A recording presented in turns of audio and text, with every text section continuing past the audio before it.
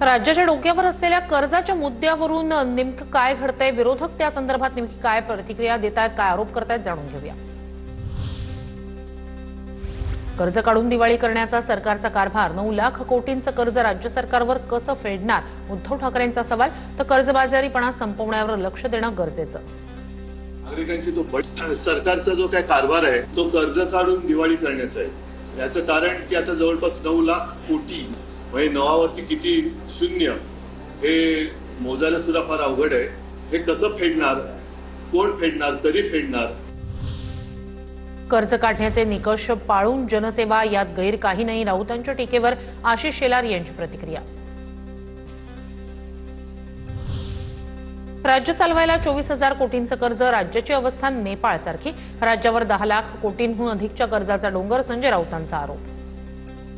महाराष्ट्रावर 10 लाख कोटीचा वर कर्जाचा डोंगर पुण्यामध्ये झाला।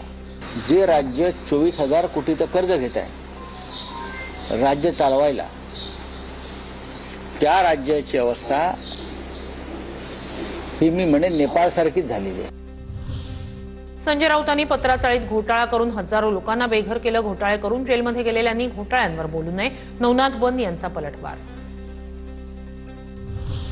राज्यावर 8 लाखांहून अधिकचं कर्ज, महाराष्ट्राला कर्जात बुडवण्यात महायुती सरकारचा मोठा सहभाग, नाना पटोलेंची टीका।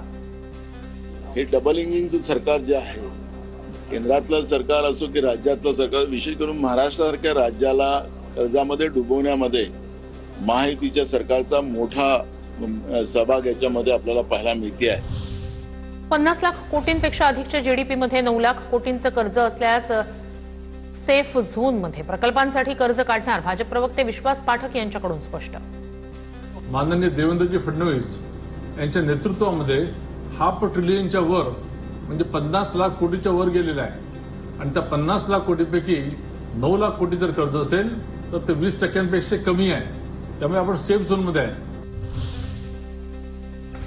पुढील 2 ते 3 वर्षात राज्याला कर्जातून बाहेर काढणं कठीण, राज्याला बर्बाद करण्याचं काम सुरू, विजय वडेट्टीवार यांचा हल्लाबोल। स्थानिक स्वराज्य संस्थांच्या निवडणुकांनंतर लाडक्या बहिणींना तुम्ही कोण असं सरकार म्हणेल, विजय वडेट्टीवारांची टीका। आणि मला वाटतं की पुन्हा 2-3 वर्ष या कर्जातून राज्य बाहेर काढणं कठीण आहे।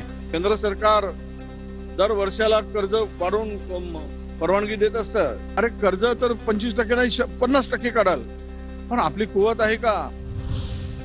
मंगलप्रभात लोढांच्या कौशल्य विकास खात्यात सर्वाधिक भ्रष्टाचार, नागपूर विदर्भात मोठा भ्रष्टाचार झाल्याची माहिती, संजय राऊत यांचा दावा।